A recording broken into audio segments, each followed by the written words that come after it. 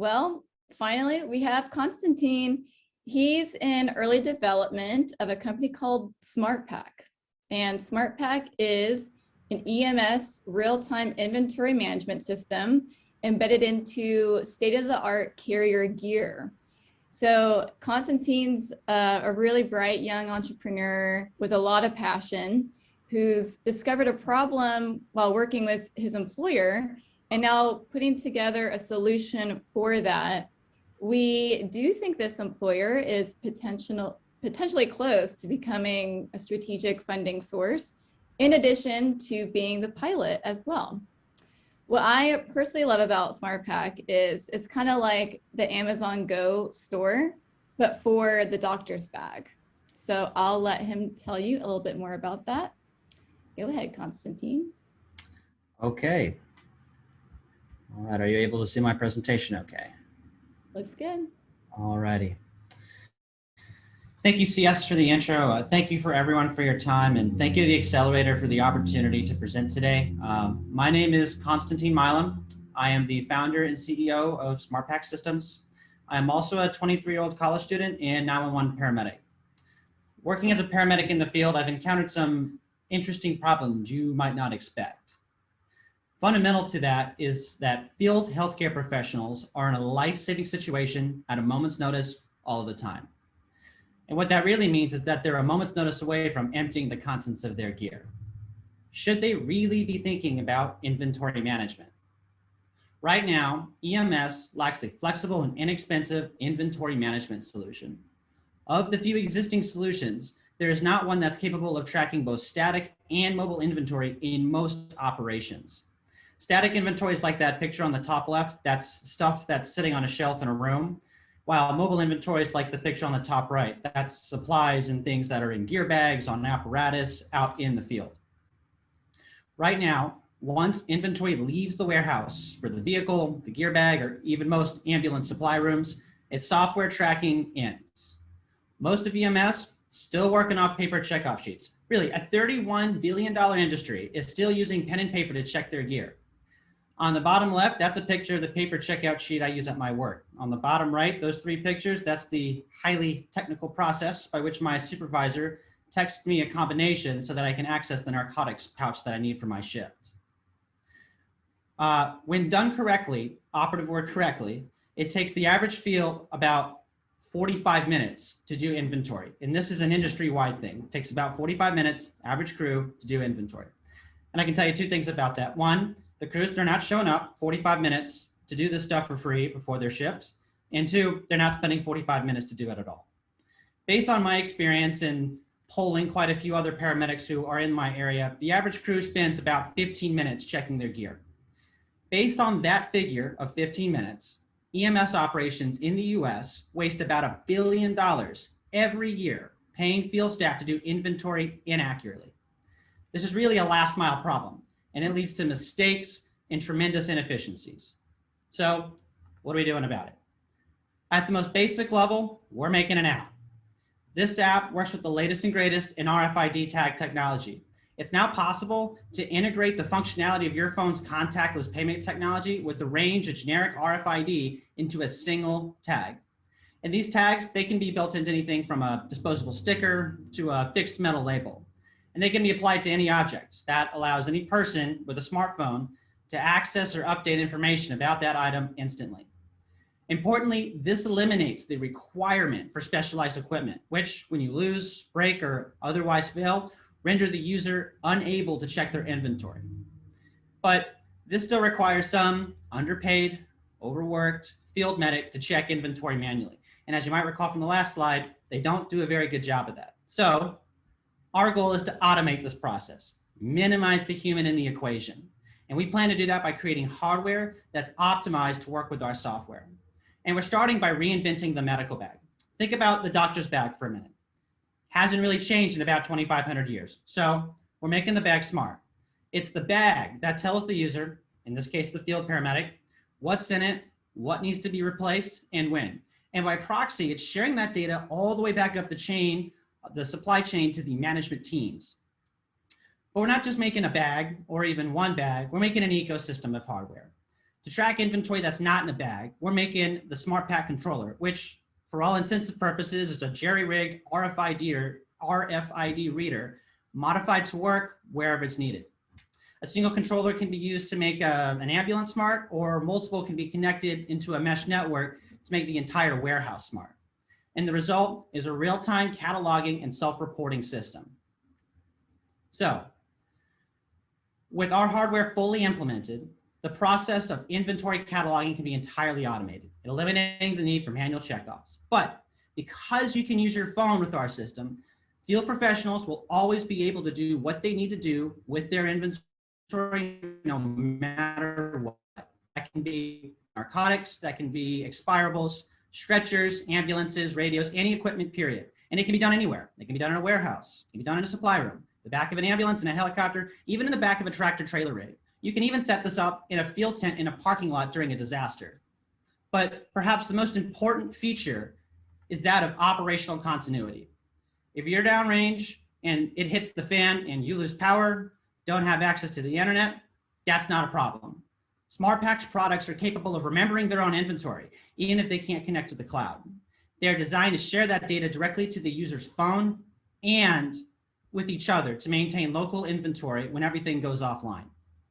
Every product has its own independent backup power, and it can be operated in a low power demand setting in the event of extended absence of wall power. When stuff's flying off the shelves during a disaster, our products are designed to keep those in the field accessed with critical information they need to keep going. So what are our benefits? SmartPacks, like CS mentioned, it works like a checkout-free shopping experience. The field paramedic, he grabs a vial of medication off the shelf and he puts it in the bag, and the whole system automatically updates in real time. And that update can be seen across any internet-enabled device.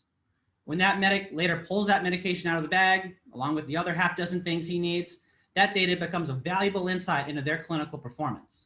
Of course, this can be done virtually with any volume of inventory, and it can be rolled out inexpensively for any healthcare operation.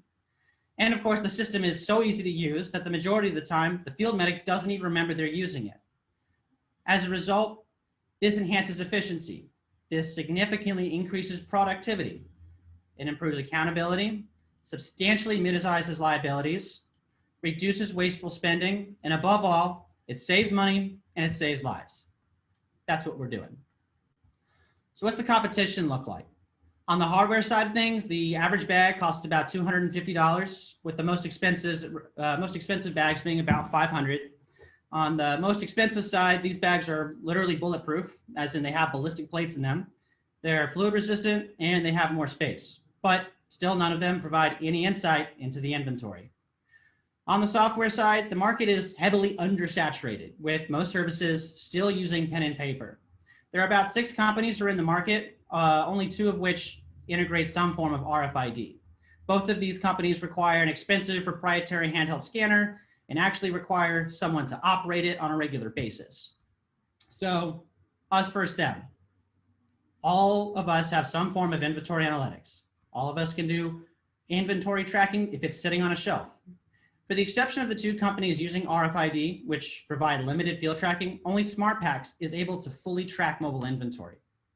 SmartPacks is, once again, the only one who doesn't require someone to manually do inventory or exclusively rely on an expensive proprietary scanner, which when lost or broken, negate the ability to do inventory. Only SmartPacks can operate without connection to the server for extended periods of time without wall power. And chiefly, SmartPacks products are designed to be firefighter-proof. Constantine, what does firefighter-proof mean? This means the device is stupid simple to use and is incredibly difficult to break.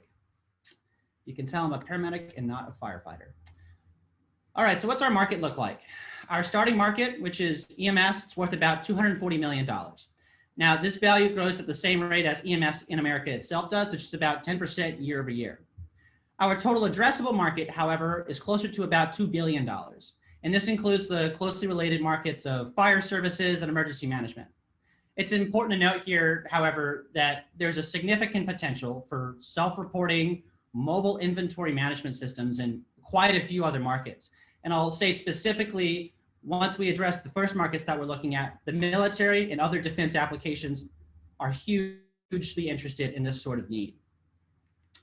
We're starting here we're starting where we are because these markets have a respectable value and are largely going unnoticed or not getting any attention from the big players in the industry. So how's this going to make money? On the software side, compared to the market, we can anticipate our lower tiers to range from $99 to $4.99 a month.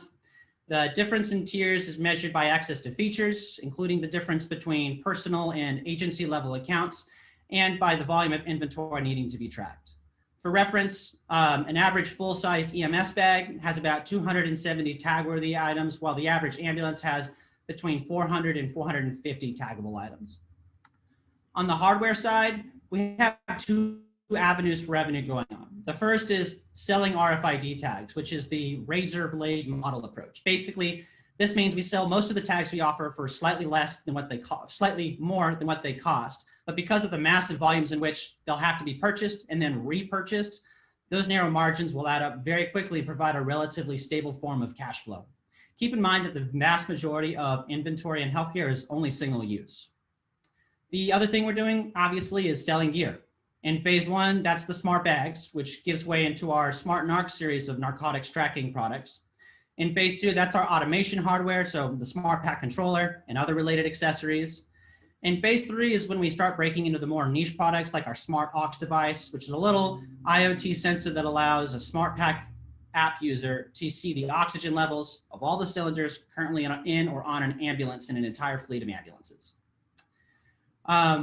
At that point, we start breaking into fleet tracking. So that's our Smart Bus OBD device. Essentially, that allows maintenance teams to see the status of any ambulance, as well as any error codes that might be present on the dash without actually having to have the physical ambulance in their possession. On the product development side, for the hardware, each phase has an A, B, and C. The A is going to be the design and specification, so establishing our requirements and the designs.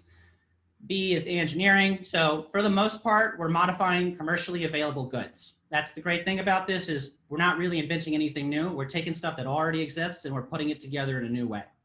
And then of course, in phase three, it's manufacturing. So we have some contacts in China that we're working with right now. We're also looking to see about doing some manufacturing in South America. This is mostly our prototyping and field testing of goods.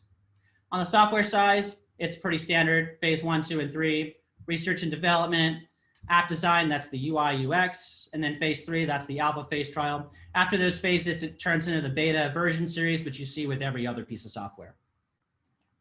And of course, I'm not doing this by myself. I have my partner, COO, Ken Platt.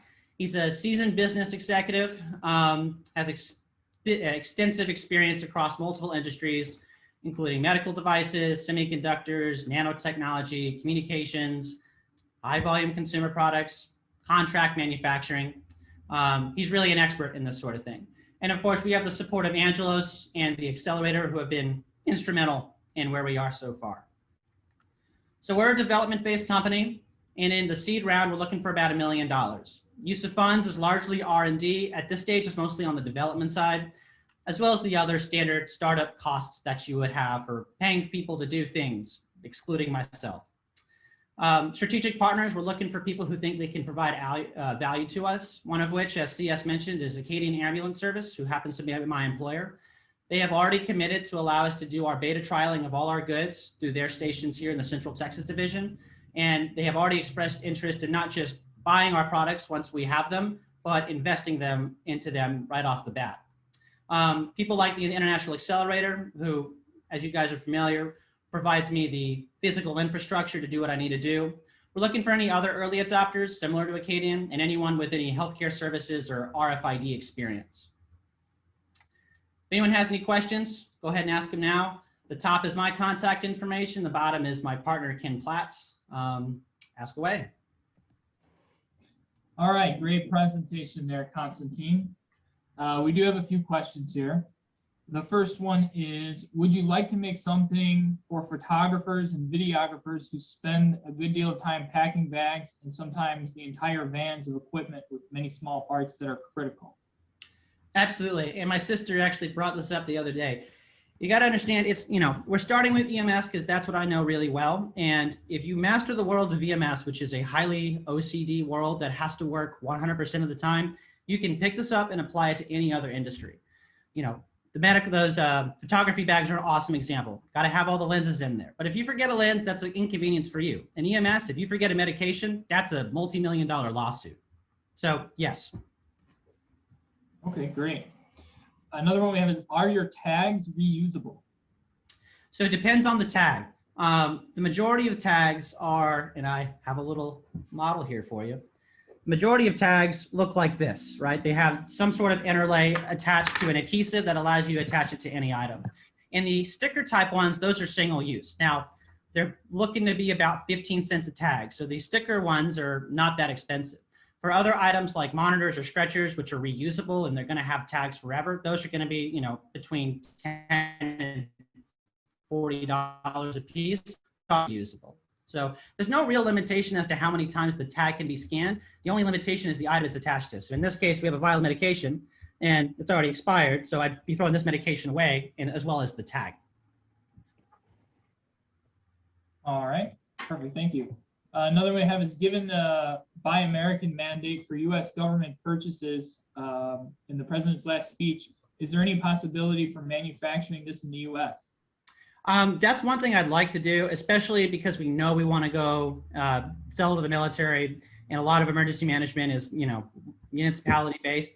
That is something we're looking to do. We're still pretty early development phase, so we're trying to see what our options are. Obviously, buying from China or from South America makes it a lot easier for us to sell, especially in the beginning, because it's less expensive. But those government contracts, those are high value. So if we can do it in the US, personally, I'd like to do it in the US. So. Okay, cool. Another one we have is, for the $1 million that you're trying to raise, is it going to be a price equity round, or is it going to be a convertible note or a safe? And Angelos, you may also want to chime in on this one. Definitely will be a safe. That is the instrument that we have used for all of our portfolio companies.